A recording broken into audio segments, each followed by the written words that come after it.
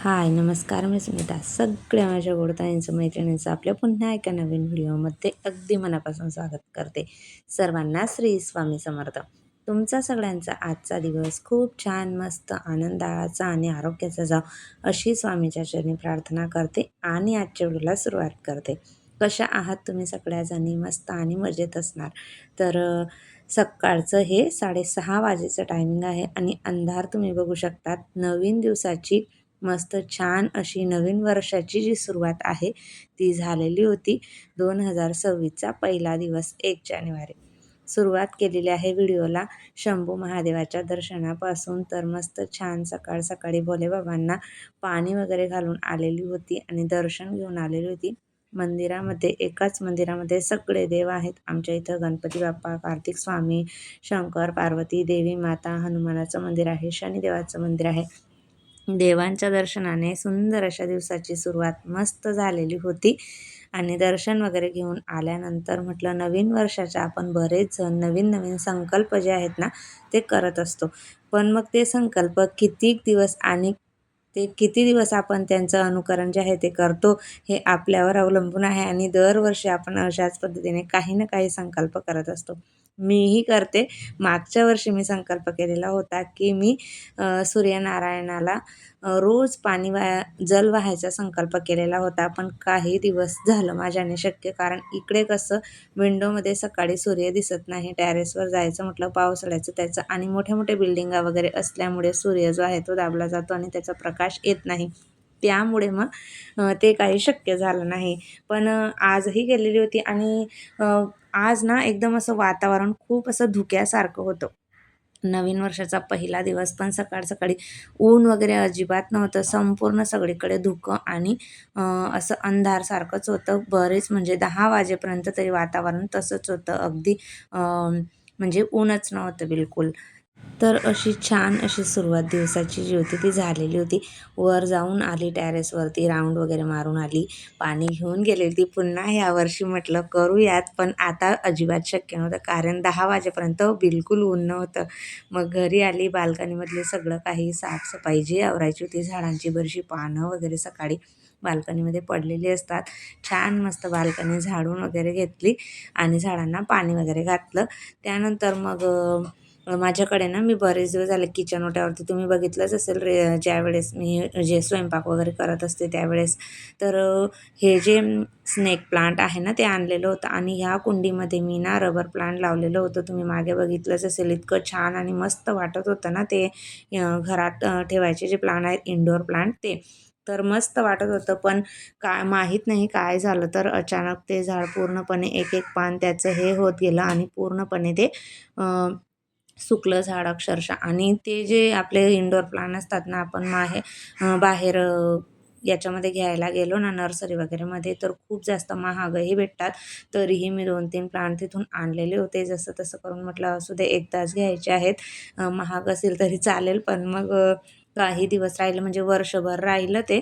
त्यानंतर ते आपोआपच सुकून गेलं. मग आता म्हटलं याच्यामध्ये स्नेक प्लांट जो आहे ना ते लावूयात. आपण ह्या कुंडीमध्ये याला घरातही ठेवलं तरी अजिबात टेन्शन नाही. म्हणजे आपलं कोरफड वगैरे असतं ना त्याप्रमाणे. तर याला प्रकाशाचीही गरज नाही. ऊन सावली कुठेही ठेवा छान असतं. तर मग मी ते जे झाड होतं ते या कुंडीमध्ये लावून घेतलेलं होतं आणि बाल्कनीमध्ये ना धूळ वगैरे येते, त्यामुळे व्हाईट रंगाच्या ज्या आपल्या ह्या कुंड्या आहेत ना चिनी मातीच्या, यांच्यावरती धूळ बसते किंवा पाणी वगैरे घालतो त्यावेळेस पाण्याचे शिंतोडेही उडलेले असतात. तर अगदी पटकन सुक्या रुमालाने पुसून घेतलं तरी छान मस्त स्वच्छ अशा ज्या कुंड्या आहेत ना त्या होऊन जातात. आणि आता मी हे जे क्राझुलाचं प्लांट आहे ना त्याला थोडं उन्हामध्ये ठेवलेलं होतं, उन्हाचा प्रकाश वगैरे भेटायला पाहिजे म्हणून. पण त्याची थोडीफार पानं जी आहेत ना ती पिवळी पडायला लागलेली होती. आता याला ना जास्त प्रकाशही चालत नाही आणि जास्त सावलीही चालत नाही. तशा पद्धतीने याला ठेवायला लागतं. तर इकडच्या साईडला म्हटलं आता थोडं ठेवते. घरात ठेवलं ना तर त्याची जी पाने जी आहेत ना ती आपोआप रात्री गळून घरामध्ये खाली पडलेली असतात. मी सुरुवातीला हे दोघंही झाडं जी आहेत ना ते घरामध्येच ठेवलेली होती. पण असं काहीसं पानं वगैरे पडायला लागतात. त्यामुळे मग मी म्हटलं चला प्रकाशाची झाडांना तेवढीच गरज आहे म्हणून आणि मोकळं वातावरण बाहेर कसं असतं म्हणून बाहेरच ठेवून दिल्या. नाहीतर मग शोसाठी मला या कुंड्या खूप जास्त आवडलेल्या होत्या. आणि मी खरं तर त्यांना घरामध्ये डेकोरेशनसाठीच मी ते घरातले प्लांट लावून वगैरे त्यासाठीच घेतलेल्या होत्या. पण आता जे स्नेक प्लांट लावलेलं आहे ना, ते मी घरामध्ये ठेवू शकते. त्याला काही भीती नाही आहे. तर असं झाडांचं वगैरे झालं. त्यानंतर थोडीफार परत बाल्कनी खराब झालीच होती. तेही व्यवस्थित आवरून घेतलं आणि हे जे तोरण आहे ना कवड्यांचं, मी मागेच दिवाळीच्या वेळेस लावलेलं होतं आणि बऱ्याच वेळेला मी मार्गशीर्षमध्येही विचार केला, की आता जे तोरण आहे ना दिवाळीला लावलेलं, ते काढून घेऊयात आणि आपलं रेग्युलरचं जे आहे ना रोजचं, ते लावून घेऊयात. पण मग असंच म्हटलं मार्गशीर्ष महिना आहे आणि कवड्यांचं जे तोरण आहे ते चांगलंच आहे. त्यामुळे मग मी ते परत तसंच विचार चेंज केला आणि तसंच ठेवलं. तर आपलं जे रेग्युलरचं होतं ना माझं हे खूप छान आणि मस्त निघालं आहे. अगदी ₹150ला मी उल्हासनगरवरून आणलेलं होतं आणि दिसायला तर इतकं छान आणि मस्त वाटतं ना हे. खूप छान वाटतं. तर आणि आता भेटतही नाही तसं. तर तेच मग मी तिथं लावून घेतलेलं होतं. व्हिडिओमधून तुम्हाला दिसतच असेल की किती मस्त आणि छान आणि व्यवस्थित पुरलं पण आहे ते सेफ्टी डोअरला. पूर्णपणे व्यवस्थित झालेलं आहे. नाहीतर मग कमी पडतं थोडंफार मोठी साईज असल्यामुळे. त्यानंतर मग आपलं जे काही बाहेरचं आवरायचं होतं ते आवरून घेतलं. आज सकाळी लवकर टिफिन वगैरे देऊन झालेला असल्यामुळे माझी कामं जी आहेत ना ती खूप जास्त लवकर झालेली होती. सिद्धी आणि वेदून त्यांना मात्र सुट्टी असल्यामुळे अ, त्या आरामात उठणार होत्या. माझं मात्र संपूर्ण जी काही मला कामं आवरायची होती किचनवरचं म्हणा किंवा घरातलं संपूर्ण सगळं काही मी टोटली कामं आवरून घेतलेली होती. म्हणजे ह्या गोष्टींसाठी निवांत असा वेळ आणि निवांत अशी छान सुरुवात नवीन वर्षाची पहिल्या दिवसाची झाली म्हणजे पूर्ण वर्ष जे आहे ते आपलं छान मस्त आनंदाचं असं जावं असा प्रयत्न करून मग मी सगळी कामं जी आहेत ना ती पटापट आणि मस्त आवरून घेतलेली होती.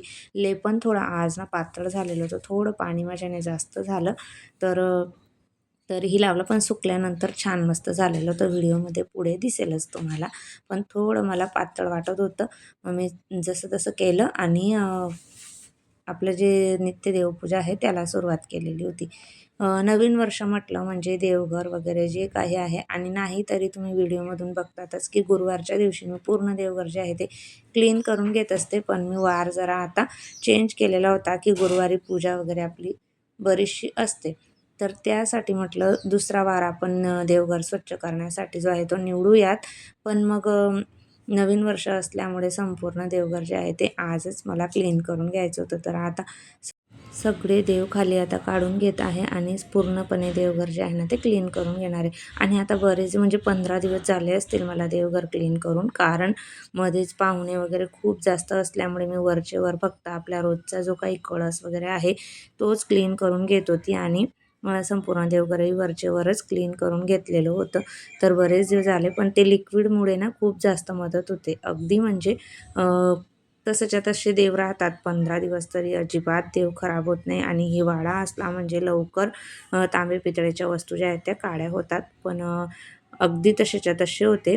10-12 दिवस तरी झाले असतील देवघर पूर्ण क्लीन करायला. पण मस्त होता. आज म्हटलं नवीन वर्ष आहे तर पूर्ण देवघर क्लीन करून घेतलं आणि सोफा कव्हर जे आहे ना ते मी कालच सगळे धुवून घेतलेले होते. कारण एकाच दिवशी सगळं करायचं म्हटलं खूप जास्त धावपळ होते आणि इतकी जास्त साफसफाई एकाच दिवशी नको म्हणून मी कालच सगळे सोफा कव्हर धुवून घेतलेले होते. कारण सगळं काही आवरायचं म्हटलं म्हणजे तितकाच पसाराही होतो. तर म्हणून मग मी हळूहळू एक-एक करून एक-एक कोपरा जर एक-एक दिवस आवरत राहिलो, तर मग आपल्यालाही सोपं जातं. आणि मेन म्हणजे घरही तितकं नीटनेटकं छान आणि व्यवस्थित दिसतं. जर रोजच्या रोज आपण थोडं-थोडं करून आवरत राहिलो, तर आपल्यावरतीही जास्त कामाचा लोड येत नाही किंवा एक-एक काम ठरवून घेतलेलं असलं, तर तितकंच छान आणि सुंदर घर जे आहे ते दिसत असतं, स्वच्छ दिसत असतं.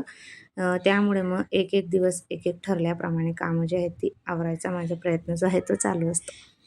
आता बरेच दिवस थोडंफार दुर्लक्ष झालेलं असल्यामुळे बरीचशी कामं आहेत पेंडिंग पडलेली, तीही करायची आहेत. कारण खिडक्यांचे काचा वगैरे जे काही आपण कामं आवरून घेतो ना, खूप जास्त कामं आहेत. पण आता आवरेल. आता शनिवारचा दिवस जो आहे ना, तो त्या कामांसाठी देईल म्हटलं फुल.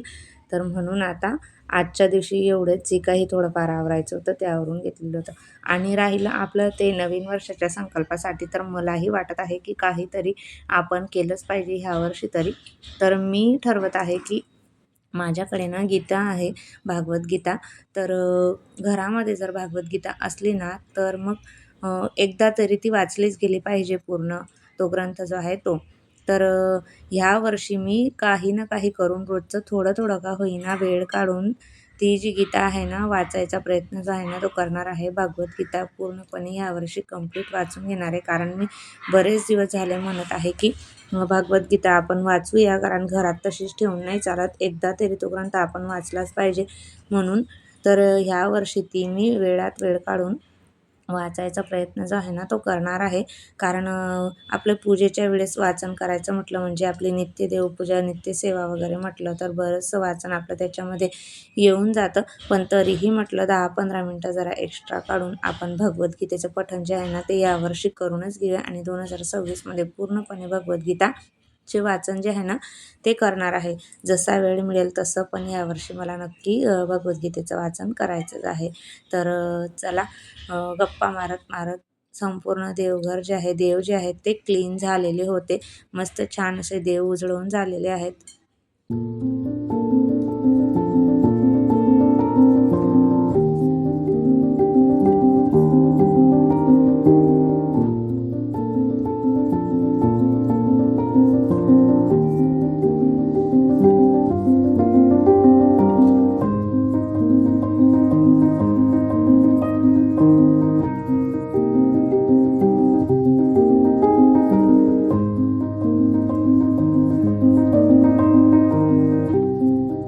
तर ठरल्याप्रमाणे आजची सगळी जी काही संपूर्ण कामं होती, काल ठरवून घेतलेलं होतं, की उद्या सकाळी उठून आपल्याला हे करायचं आहे किंवा आजच्या दिवसाची सुरुवात छान अशी करायची आहे.